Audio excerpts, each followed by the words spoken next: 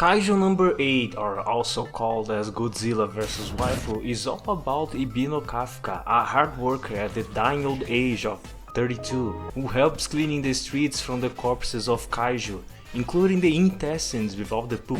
Why do you ask? Well, because someone has to do it. But kaiju are quite problematic and a bullshit archetype. Why they can just remove your strongest monster just like that? I hate this, and whoever made this, I will find you and force you to play Shadows for the rest of your life. Back to the murdering just like every plague. Kaiju destroy cities and take lives, and that's a good reason to pop them in the head, or stomach, or wherever the core of the creature is. These things are kinda big and powerful, but thankfully we have the Kaiju Defense Force, an elite squad of your best Valorant cast that is also tasked to kill these said creatures. Kafka dreams on joining them, however, just like Team Fortress 2, he's past his prime, but that won't stop him from trying to be at the side of his childhood friend, Shiromina, who happens to be the captain of the defense force. Now we follow him on his dream to train and become...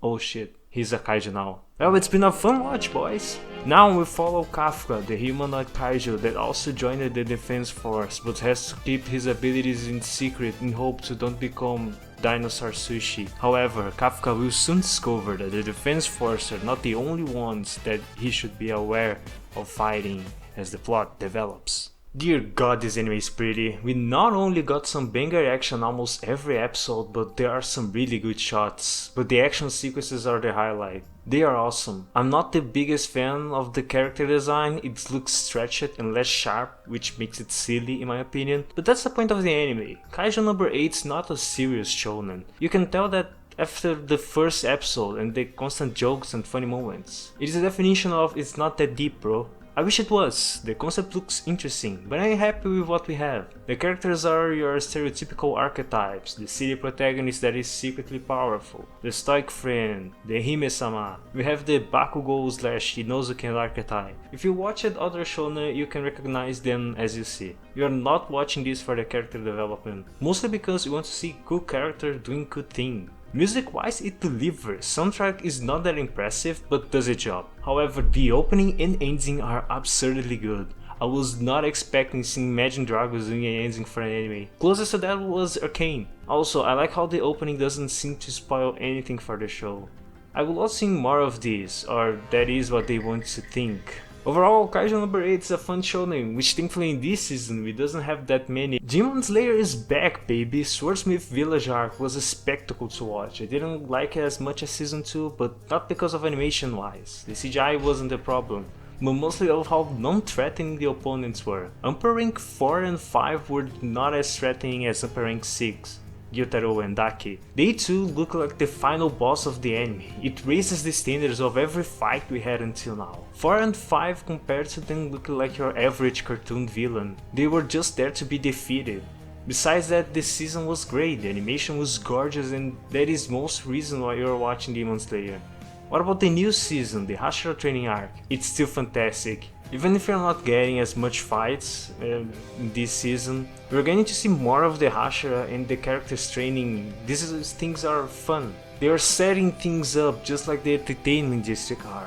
Also, upper rank 4th and all the others look probably more interesting than the other upper rank demons power wise. It is promising for sure, and let's wait and hope that Demon Slayer continue to deliver. Overall, I'm really excited with Demon Slayer, and I'm so eager for the next season that's yet to come. Okay, now that's all the shonen from this season. My Hero Academia is weird. The last season was good. We finally got to see the consequences of a build-up that was coming since the ending of the 5th season. The war was greatly done and catched me from the edge of my seat. Fantastic. And of course, the Vigilant Deku arc was also interesting. Seeing from this point of perspective of what if Deku didn't care about the law and was just beating villains one after the other. That's something I didn't know that I wanted to see, and I was glad to see it. And better part is that it connects. After the villain broke the world from the first half of the season, the Vigilant arc was a consequence of that. I like it, but I have this feeling that some things just don't matter. At the 7th season now, it doesn't even feel that it happened. Is it just me? This anime it has these problems where sometimes things just happen and in the next season comes where that doesn't matter anymore. Some big moments in action are just happening for the sake of happening, or the impact is so small that it might as well be meaningless. As much spoiler for the start of this season, seeing Star and Stripe fight Shigaraki and dying felt so underwhelming. The most part is that the impact of her sacrifice was just a 1 week delay. Maybe I don't understand this and it's just something we're about to see, but My Hero Academia sometimes forgets about the important things it has done and moves the story sometimes without caring about it. When it gets correctly, it gets it. This season we are finally finding out who was the traitor from the third season who gave the secret camp from the Wild Wild Pussycats. Or when we got to see Shigaraki use the darts to raise quirks like the one he used against Aizawa or Razorhead, which had to cut his leg due to that. Those are some great build up and resolution we got to see. Maybe I'm wrong and we are going to see the consequences of that with time. After all, I'm just an anime watcher and may be too early to tell. For this season, we are getting a resolution from the war arc, from last one, and it looks like another war is about to happen. My Hero Academia is a good anime, I just think it loses itself some moments, but overall I love watching it every week.